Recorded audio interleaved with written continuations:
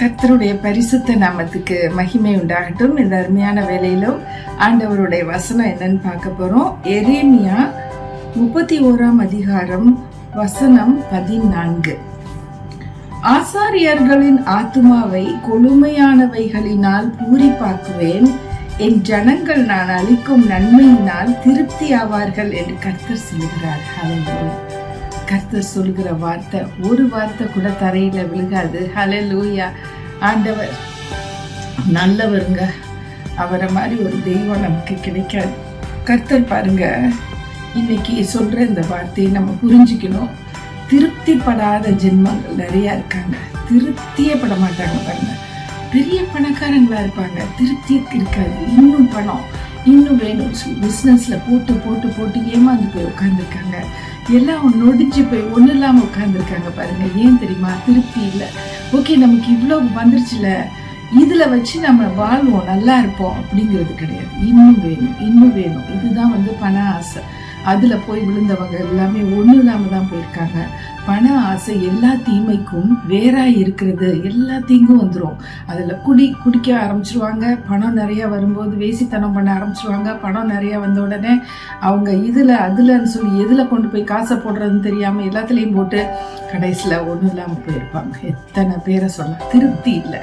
எங்க கணவர் ஒரு நாளைக்கு சொன்னாரு, ஆண்டவர் திருப்தியா நம்மளை வச்சிருக்காரு, எல்லாமே கொடுத்திருக்காரு, போதும், இதுக்கு மேல நமக்கு என்ன வேண்டியிருக்கு? வீடு இருக்கு, கார் இருக்கு, வாசல் இருக்கு, குடும்பம் இருக்கு, பிள்ளைங்க நல்ல பிள்ளைங்க படிச்சிருக்காங்க, நல்ல உத்தியோகம், நல்ல காசு சம்பளம், போரும். இதுக்கு மேல என்ன வேணும்? இனிமே நம்ம ஊழியத்துக்கு உதவியா இருக்கணும். ஏழை எளியவங்க, திக்கற்றவங்க, விதவைங்க, இவங்களுக்கு நம்மளால என்ன செய்ய முடியுமோ அதை செஞ்சு ஆண்டவரோட நாமத்தை மகிமைப்படுத்தணும் அப்படின்னு சொன்னார். அன்னையில இருந்து தான் நானும் டிசைட் பண்ணேன். ஆமா, திருப்தியா இருக்கிறோம். அந்த திருப்தி படுத்துறது ஆண்டவர் சொல்றாரு, என்னுடைய ஜனங்களை நான் திருப்தி அடைய செய்வேன். அப்ப அவருடைய ஜனங்களுக்கு, அவரை நேசிக்கிறவர்களுக்கு திருப்தி இருக்கும். அவரை நேசிக்காம இந்த மாதிரி பணத்தை நேசிக்கிறது, வேற எதையானும் உலகத்துல தேடி அலையிறாங்க பாருங்க. அப்படி உள்ளது எல்லாமே திருப்தியே இருக்காது. எத்தனையோ பேர் இந்த பொண்ணை தான் கட்டுவேன், இந்த பையனை தான் கட்டுவேன்னு சொல்லி கல்யாணம் பண்ணி பிடிச்ச பிறகு திருப்தி இல்லாம டிவோர்ஸுக்கு போயிருக்காங்க. அவங்க வாழ்க்கையே ஒன்றும் இல்லாம போயிருக்கு. ஒரு பொண்ணு, எனக்கு தெரிஞ்ச பொண்ணு, திருமணம் ஆயிடுச்சு. அந்த பொண்ணு நல்ல பொண்ணு. அந்த பொண்ணை வேண்டான்னு சொல்லிட்டு வெளிநாட்டுல போய் அவன் விட்டான். சரி, இந்த பொண்ணு நல்ல பொண்ணாச்சுன்னு சொல்லி இன்னொரு திருமணம் பண்ணி வச்சாங்க. அந்த பொண்ணு வேண்டான்னு தான் சொன்னா, பண்ணி வச்சாங்க. அந்த பொண்ணோடைய புருஷன் இப்ப ரீசெண்டா இறந்துட்டாரு. அந்த பொண்ணோட நிலைமையை பாருங்களேன். எதுல அவ திருப்தி அடைய முடியும்? அவ எவ்வளவு நல்ல பிள்ளை, அவ அமைதியா இருந்திருக்கலாம். இந்த 2வது திருமணம் தேவையே இல்லை. அவ கேட்கவே இல்லை. எல்லாரும் சேர்ந்து கட்டி வச்சாங்க. இன்னைக்கு ரொம்ப கண்ணீரோட அந்த பிள்ளை இருக்கு. ஆனாலும் தன்னை கர்த்தருக்குள்ள அவ தேற்றி கொள்கிறாள். அவ நல்ல பிள்ளை. அவளுடைய வாயை நன்மையினால் ஆண்டவர் நிரப்புவார். மனுஷர்களால திருப்திப்படுத்த முடியல, ஆனா தேவனால் திருப்திப்படுத்த முடியும். ஹல்லேலூயா. அவ நல்லா இருப்பா, நிச்சயமா அவ நல்லா இருப்பா. அவளுக்காக நான் வேண்டுதல் செய்றேன். கர்த்தருக்கு மகிமை உண்டாகட்டும். திருப்தியான ஒரு வாழ்க்கை. சாப்பிட்டோமா, திருப்தியா இருக்கணும். நல்லா சாப்பிட்டோமா, ரொம்ப நல்லா இருந்துச்சு, ஜோரா இருந்துச்சு. சில கல்யாண வீடுகள்ல கேட்பாங்க பாருங்க, சாப்பாடு எப்படி இருந்துச்சு? செம்மையா இருந்துச்சு, ரொம்ப சூப்பரா இருந்துச்சு அப்படின்னு சொல்லுவோம் பார்த்தீங்களா? அதை மனதார சொல்லணும். சும்மா மனசுல ஒண்ணு வச்சுட்டு வெளியில ஒண்ணுன்னு சொல்லக்கூடாது. கர்த்தருடைய நாம மகிமைப்படுவதாக. அவர் சொல்றாரு, ஆசாரியர்கள், அதாவது தேவ ஊழியம் செய்யறவர்களை கொளுத்திருக்கும்படிக்கு அவங்க பூரிப்பா ஆயிடுவாங்க. ஆண்டவர் அப்படி திருப்திப்படுத்துவார். கொழுமையானவைகளெல்லாம் அவங்க பூரித்து போவாங்க. ஊழியம் செய்யறவங்களை ஆண்டவர் அப்படி மேன்மைப்படுத்துவார். அதை ஒட்டி தான் இந்த வசனம் வருது, இந்த வார்த்தை வருது. என்னுடைய ஜனங்களை நன்மையினால் நான் திருப்தியாக்குவேன். நன்மைனா எவ்வளவு நன்மை இருக்கு இந்த உலகத்துல பாருங்க. இன்னைக்கு சுகத்தோட இருக்குமோ பெரிய நன்மைங்க. நடமாடுறோமா, பெரிய நன்மை. சாப்பிட்டா ஜீரணமாகுதா, பெரிய நன்மை. இன்னைக்கு 4 பேருக்கு கொடுத்து உதவி செய்ய முடியுதா, பெரிய நன்மை. இன்னைக்கு நம்ம ஜெயிலுக்கு போகலையா, நன்மை. ஆக்சிடென்ட் ஆகலையா, நன்மை. தள்ளாடி விழுகலையா, நன்மை.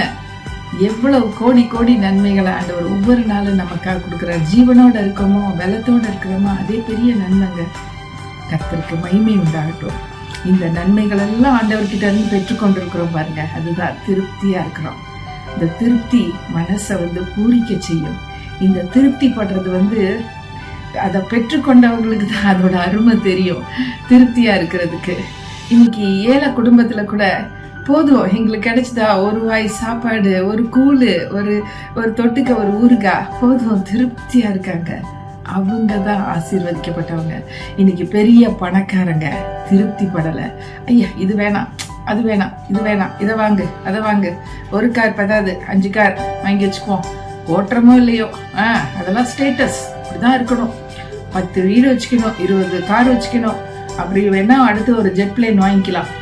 இப்படி திருப்தி இல்லாம அவங்களுக்கு ஒரு பெருமைக்காக ஒரு பகட்டுக்காக வாழ்ற ஜனங்க திருப்தி அடைய முடியாது. ஏன்னா திருப்பி திருப்பி திருப்பி அவங்க காசை எதுலையாவது போட்டு தன்னை பெரிய ஆளுன்னு காட்டிக்கிறதுக்காக அலைவாங்க பாருங்க. அவங்கள திருப்தியே படுத்த முடியாது. அது ஆண்டவர் அதை ஈக்குவல் பண்றது ஒரு மலட்டுத்தன்மை இருக்கிற ஒரு கர்ப்பப்பைக்கு ஈக்குவலா சொல்றாரு. அந்த மலட்டுத்தன்மை அந்த கர்ப்பத்தை விட்டு போகிற வரைக்கும் அவங்க எவ்வளவு தடவை ட்ரை பண்ணாலும் குழந்தையே நிக்காது பாருங்க. அதுதான் மலட்டுத்தன்மையான ஒரு கர்ப்பம். ஒரு காஞ்சி போன ஒரு வறண்ட நிலம் திருப்தி அடையாது.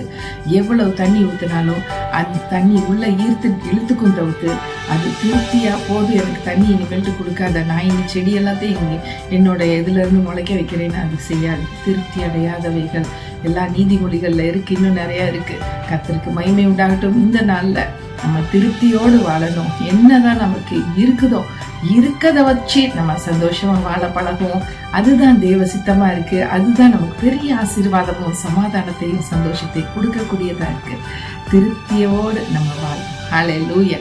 நன்றி ஆண்டவரே. இந்த அருமையான காலை வேளையிலும் ஆண்டவரே திருப்தி பட எங்கள் உள்ளத்துல போதும், இது போதும், இதுதான் சந்தோஷம், இது நிம்மதி, இதுக்கு மேல என்ன வேணும், இதுக்கு மேல நமக்கு என்ன இருக்கு, நம்ம மற்றவங்களை பத்தி நினைக்கிறதுக்கு ஆண்டவர் ஒரு சான்ஸ் கொடுக்கறாரு, மற்றவங்களுக்கு உதவி செய்யறதுக்கு ஒரு சான்ஸ் கொடுக்கறாரு.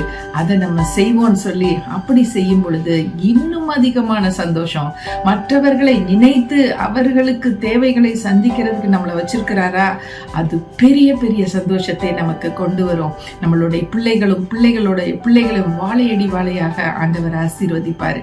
நம்ம இருதயம் பூரித்து போகத்தக்கதாய் நம்மளுடைய சந்ததி வாழ்கிறத நம்ம கண்கள் காணும்படிக்கு செய்வாரு. அதுதான் பெரிய சந்தோஷம். ஹல்லேலூயா, ஹல்லேலூயா. இன்னைக்கு சந்தோஷத்தை காட்டிலும் மிக பெரிய ஒரு ஆசீர்வாதம் என்னன்னா திருப்தியா இருக்கிறது பெரிய ஆசீர்வாதம். இதை நம்ம கைவிட்டக்கூடாது, இதை நம்ம பிடிச்சு வச்சுக்கணும். நம்ம திருப்தியா இருப்போம். கர்த்தர் நம்மளை இன்னும் ஆசீர்வதிப்பார். இயேசுவின் நாமத்தில் கேட்கிறோம் நல்ல பிதாவே, ஆமென். Thank you friends and God bless you all.